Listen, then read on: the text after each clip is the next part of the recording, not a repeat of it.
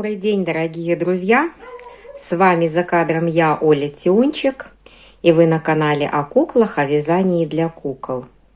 Давно я не снимала влоговых видео. Есть у меня много процессов в работе. Решила, что надо поснимать. Понемножку, иногда изредка буду подключаться и показывать, как я продвигаюсь, как двигаются мои процессы. Если вам интересно такое видео, оставайтесь со мной и будем смотреть, наблюдать, вдохновляться творчеством. Начну с этого моточка. Я ничего не собираюсь из него вязать. Покупала я его очень давно, много лет он пролежал, залохматился, но вот сейчас я его перемотала с помощью моталки. Просто хочу отметить в этом ролике, что я купила моталку. Обзор на нее, мои впечатления выйдут в другом отдельном видео и, скорее всего, раньше этого влога. Я думаю, что когда вы смотрите это видео, вы уже посмотрели моталку, может быть, кто-то себе уже и переобрел. Ну, а если не видели, то переходите на мои более ранние видео, и там найдете обзор на моталку. Ну, вот моточек такой плотный, хороший, компактный, мне очень нравится. Дальше я хочу показать платье в процессе. Я его только что вынула из пакета, поэтому оно мятое, оно еще без влажно-тепловой обработки и пока не довязано. Платье я вяжу вот из такой пряжи. Это Альпина Ксения. Цвет этот 161, очень приятный, такой персиковый оттенок. Я думаю, что из него можно вязать и куколок. Ну вот я на платье выбрала такой цвет, 50 грамм, 240 метров. Это платье не моя придумка. Я давно хотела связать такую модель. Все никак не собиралась, а потом увидела, что Алла Логунова связала. И я постучалась к ней в совместный проект, начала вязать. Оставалось у меня совсем немного. Я заподозрила, что вряд ли мне хватит. Здесь еще будут длинные рукавчики. Поэтому отложила этот проект, заказала нитки, ждала, когда ко мне приедут. Потом у меня как-то немножко переключилось вдохновение. И девчонки из нашего чата в группе ВКонтакте знают, я даже потеряла этот проект. Стыдно и смешно сказать, но я все складывала в пакетик. Вот такой пакетик от какого-то товара на Валберес. Очень удобно, что он вот здесь с молнией. Вот сейчас, конечно, он такой неприглядный, все вот эти вот этикетки. Сейчас я уже купила много вот таких пакетов полупрозрачных и вот с такой, как она, зип-застежка называется. Здесь есть еще дырочка. Если вот положил, придавил, воздух вышел, так вот удобный пакетик. В общем, нашла я потом свой проект в коробке с готовыми работами, почему-то в самом низу. Видимо, я что-то выбирала, искала, и вот как-то так получилось. Но обязательно довяжу. В платье добавлю здесь картиночку. В платье там еще идет воротничок. Вот здесь оборка и манжеты рукавов тоже оборочка контрастным цветом. Я никак не могу подобрать цвет. Если подбирать по толщине, то вот к этой Альпина Ксении у меня есть вот такая Альпина молочный. Что-то как-то грустно, как-то тускло, мне кажется. И прикладываю, эта нить, конечно, тоньше, но прикладываю вот такой, не знаю, видно ли в камеру, будет ли он переливаться. Вообще это Alize Forever Simli с люрексом, очень красиво переливается. Вот, кажется, камера ловит его блеск. И мне вот хочется сочетать вот так, но я не знаю, получится ли у меня отрегулировать плотность вязания. Вяжу для куклы Готс Леи. Лея приехала ко мне под Новый год, тоже вам ее показывала. Это подарок от подруг. Захотелось связать. По-моему, этот цвет делает лицо Леи еще более приятнее, как-то теплее, веселее. Но какой оттенок подобрать вот контрастный, не знаю. Мне кажется, что белый, ну я видела, девочки белый добавляли к примерно такому оттенку, вроде и хорошо. Но может быть вот сейчас осенняя погода, и мои руки тянутся к каким-то таким моткам. Но, наверное, этот не подойдет. Либо я пущу вот этот цвет по низу, а воротничок все-таки сделаю беленький. В общем, еще подумаю.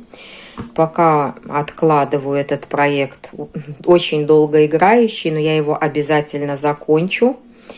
Ну и Леюшка должна получить платьишко. И ну как-то хочется, чтобы автор мастер-класса Алла Лагунова увидела мой готовый результат, что вот не зря я пришла в проект.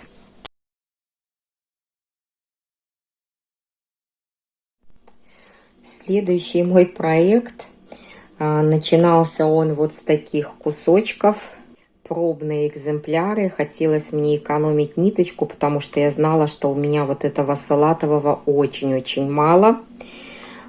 Попробовала узорчик и начала вязать комбезик для Миечки. И все-таки нитки закончились. Как-то я, ну так мне хотелось вот такого сочетания.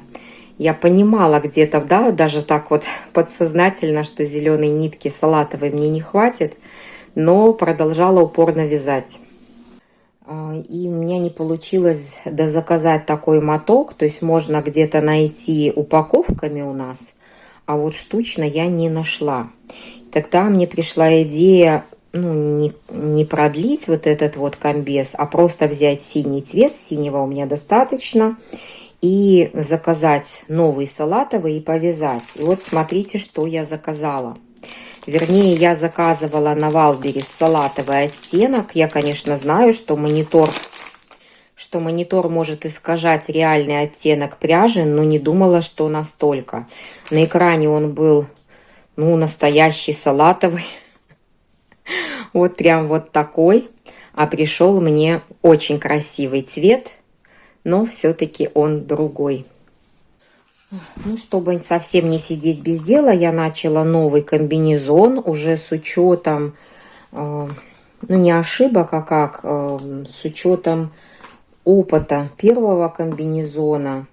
Если просто делать одни прибавки, он слишком расширяется. Такого шароварного комбинезона мне не хотелось, поэтому я придумала, как и где я сделаю убавки в этом узоре. И вот такая форма мне очень нравится. Здесь вот у меня лямочки, но еще нету застежки. Вот так это будет. Ну и, конечно, будет не на голое тело. Это уже не лето. Здесь вот такие пространства. Нужно обязательно под этот комбез футболочка. И покажу вам сейчас, что у меня по футболочке. Изначально были разные пробы узоров, проба формирования регланных линий. Вот у меня такая деталька образовалась, такая. Тут одна поуже, одна пошире. Хотелось мне посадить кокетку футболки очень так хорошо по фигурке Миечки. Ну вот это, значит, пробные варианты. И вот уже она, готовая футболочка. Ну, она наверняка, вы скажете, слишком уж ажурная для мальчишки. В кадре у меня мальчик Мио. Но большинство девочек все-таки вяжут на девочек, на кукол девочек. И вот если для девочки, то футболочка вот с таким красивым ажурным рукавчиком, она, в общем-то, смотрится хорошо. Вот. Ну, вот так я связала. Потом подумала, что что-то по цветам мне не очень нравится. Снова мне как-то грустно, скучно. Связала специально уже вторую футболочку для этого комбинезона. Но она тоже, не сказать, что веселая, но зато она осенняя. Она отвечает или отражает, она отражает мое настроение, мое осеннее вдохновение. Здесь у меня уже немножко другое количество петель, то есть каждый раз я что-то меняю. Не взяла я с собой булавочку, надо держать так будет плотненько, чтобы вот здесь все легло, потому что оно, когда на булавке, оно, ну, когда на застежке, точнее, не на булавке, а на застежке, оно все хорошо ложится. Сходила я все-таки за булавочками, вот так будет смотреться получше. Темновато, наверное, но надеюсь, что вам хорошо видно. В общем, это такой черновик или пробный вариант. Мне он нравится. Посадила все хорошо по фигурке. Все застегивается, все сходится. Вот так выглядывает рукавчик. В общем, я довольна. И еще у меня есть вот такие ботиночки. Эти ботиночки от мастера из Беларуси, от Юлии. Ну, зашнуровывать не буду, потому что мне еще нужен мио для примерок. Ну, по-моему, очень хорошо футболка сочетается с ботинками. Такой классный пацанчик. И пошел. Ну, конечно, так он у меня не пойдет. Я буду еще вязать шапочку. И думаю, что здесь пончо свяжу. Хотела курточку, но курточку, наверное, попозже. А сейчас будет пончо. К осени, мне кажется, что самое то, что нужно.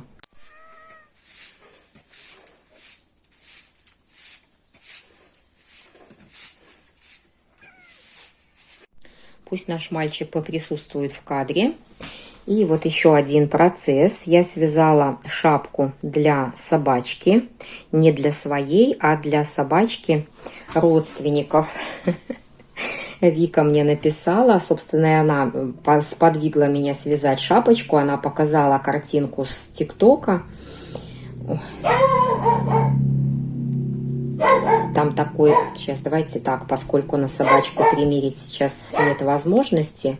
В общем, вот, вот это вот мордочка. И вот такой вот капор, капюшончик. Вот так это выглядит на собачке.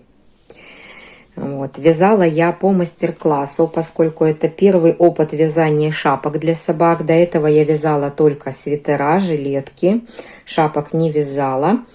И я попросила мерки, там нужна обхват шеи и обхват мордочки. В общем-то, шапочка готова, все хорошо. Я собаку сама не видела, ну, то есть нет у нас возможности встретиться, мы только друг другу передаем ее туда-обратно, как оказалось. В общем, вот здесь получилось тесновато, потому что вот эту вот кулиску я провязала, вот тут фиксировала, старалась посвободнее, но получилось очень плотно. Она налезла, все хорошо, потому что я выдержала здесь размер 24 сантиметра, но неудобно собачке, заметно, что неудобно, не то. В общем, мне шапочку вернули, попросили перевязать резинку и сделали вывод, что вот не кулиску здесь сделать у мастера, автора мастер-класса, а здесь в эту кулиску шнурочек, тут болтается. Но Вика мне говорит, потом собака будет этот шнурочек по земле, может быть, таскать. Ну, каждому виднее, каждому хозяину виднее, знает повадки своей собаки, поэтому... И вот она говорит, свяжи мне, пожалуйста, просто такую резиночку, вот если вот так на этой стороне показывать, и вот так с отворотиком. Вот так. В общем, буду перевязывать. Сегодня вот эту распущу деталь и перевяжу. Вот. Ну и поскольку я вдохновилась на шапочку, то я уже взялась вязать на свою собачку. Здесь нить потолще. Лана Голд, по-моему, полушерсть. В общем, такая ниточка. И будет брутальный такой капюшончик. Собачка-мальчик. Ему тоже нужно. Ушки с возрастом у нас уже не те, поэтому их желательно утеплить. Добавила в кадр леюшку.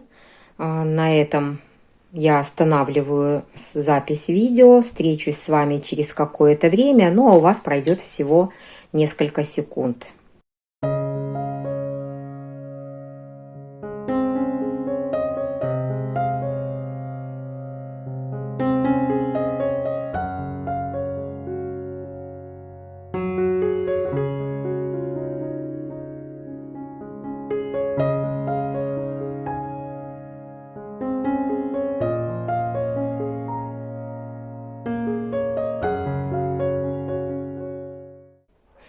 Немножко я продвинулась в работе. Давайте посмотрим, что получилось.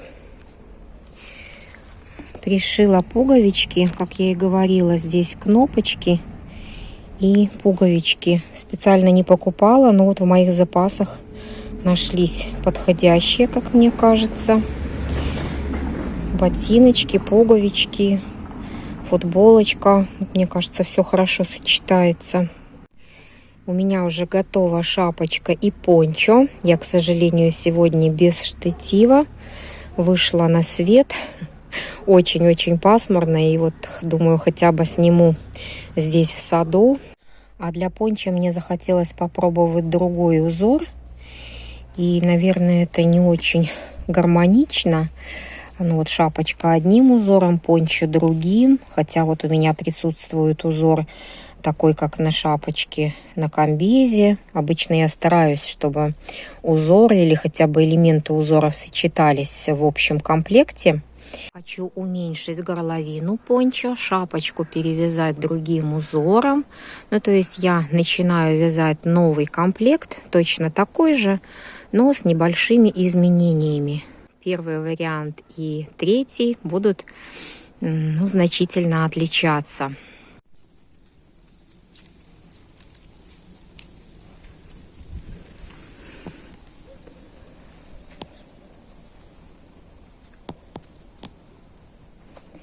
Ляль, попозируешь?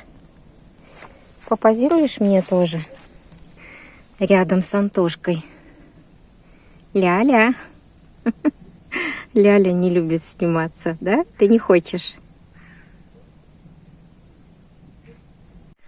Смотрите, кто ко мне приехал. Очаровательный малыш. Смотрю на него и улыбаюсь.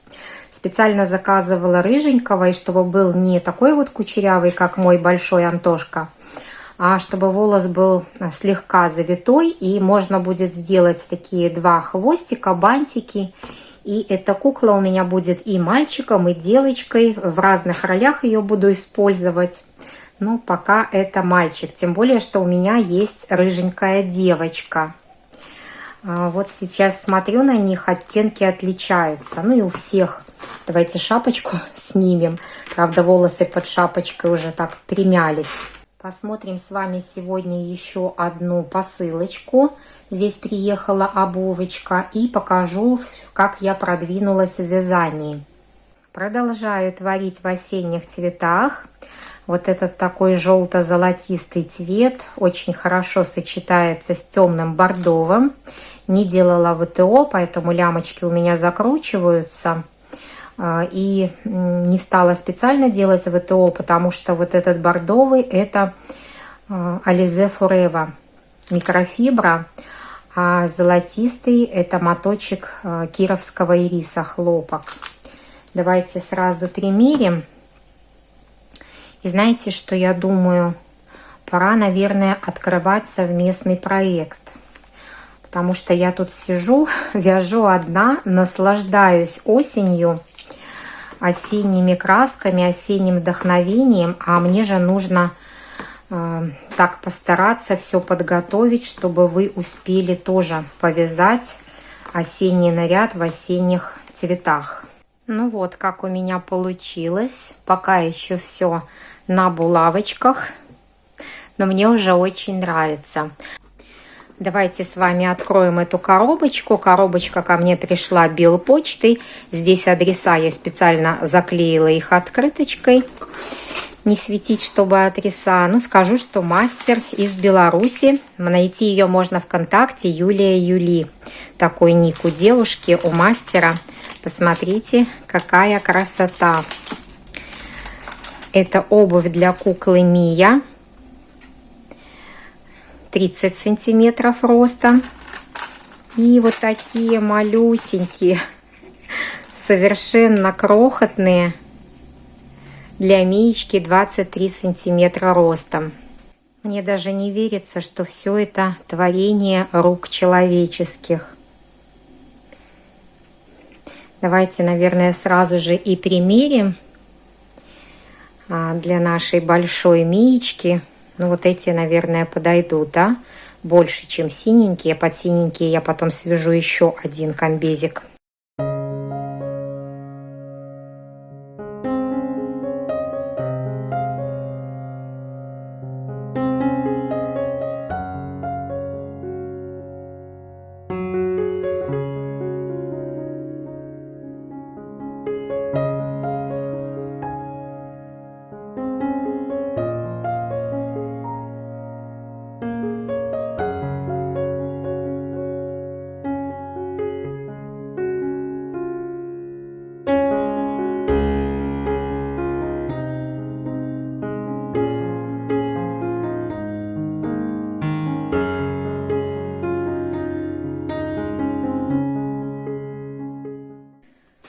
Согласитесь, обувь придает образу завершенный вид. Такая она у меня деловая колбаса в этих кедиках, в комбезе. Ну, классно получилось. Конечно, еще нужно дорабатывать, пришивать пуговки, кнопочки, дополнять комплект шапочкой. Но вот уже не терпелось мне примерить и вам показать. Очень довольна, что заказала. Классно смотрится. Думала, может быть, немножко длинновато будет вот эта штанинка, потому что я ее сделала на ряд подлиннее, чем предыдущий комбез. Ну, вот кажется, нет. Если вот так сбоку смотреть, хорошо. Просто не хотелось бы вот эту вот всю красоту прикрывать. Ну, вот так будет. Этот влог я буду завершать, чтобы видео не получилось очень уж длинным. На сегодняшний день у меня готово текстовое описание вот этой блузочки. Полностью готова схема, то есть чистовик. Поэтому я думаю, что можно уже нам будет с вами стартануть, начать проект. Ну, может быть, еще несколько дней я возьму на проверку схемы комбеза. Она у меня тоже готова. Но нужно мне будет набрать текст и перепроверить. А там уже, когда вы включитесь в работу и пока вы будете вязать блузочку и комбез, я подготовлю описание шапочки и пончо. Так что, дорогие мастерицы, кто хочет вместе с нами повязать, я уже в группе ВКонтакте оформлю предзаказ на билетики в совместный проект. Точную дату пропишу там в группе. Вот на момент съемки видео пока еще не решила дату старта проекта. Что касается маленьких миечек, я пока тоже не решила. В прошлом проекте я вязала наряды для больших миечек и делала небольшой пересчет петель, оформляла в виде рекомендаций на маленькую мию. Возможно, что сделаю тоже так и здесь, но пока не могу вам обещать заранее. Есть все-таки сомнения, а вдруг что-то у меня здесь не получится в расчетах. Ну, такая всего несколько процентов сомнений, но они все-таки есть. Здесь у меня обычная пряжа, то есть у меня проект немножко отличается от всеми нами любимой и широко известной Оксаны Лифенко. Многие из вас знают, что Оксана сначала вяжет на маленьких миечек, используя пряжу обычную нашу, которую мы берем для паолок, 50 грамм, 280 метров, а потом уже предлагает вязать на большую мию. Я пошла немножко по другому пути. Я вяжу комплекты сначала на больших миечек, использую пряжу 50 грамм, 280 метров, а потом уже делаю пересчет петель небольшой, он отличается слегка, в основном в высоту, но вяжу из более тонкой пряжи. Не всем этот вариант подходит, но в нашем проекте, вот летом, когда мы с вами вязали, был проект «Уеду к морю», мне кажется, все справились и все, кто вступил, смогли связать на малышек. Здесь уже пряжа намного тоньше. Список я писала в группе, у себя не буду перечислять. Ну, в общем, имейте в виду, что пока предлагаю начать вязание с больших миечек, ну, а там, скорее всего, что и маленькие миечки тоже присоединятся. Продолжаю любоваться кедиками. Вот, кстати говоря, Антошка у меня тоже в обуви от этого же мастера, от Юли, в ботиночках. Тоже они мне очень нравятся. Смотрите, малышка примерила кедики, я пока тут не завязывала шнурки, примерила и говорит: ну что ты меня без комбеза оставишь, ну-ка давай быстренько вяжи мне тоже комбезик. Да, к таким кедам надо будет связать соответствующий наряд. На этом я с вами прощаюсь. Жду вас в совместном проекте. Вся информация будет в группе ВКонтакте. Переходите, подписывайтесь, жмите на колокольчик, чтобы не пропустить новости. Ну и уже какой у меня получится полный образ для девочки, шапочка, пончо, все это вы увидите в следующих видео. Я желаю вам всего самого доброго. Берегите себя и своих близких. И побольше вам хорошего настроения, приятных новостей и, конечно же, времени на любимое хобби, на творчество.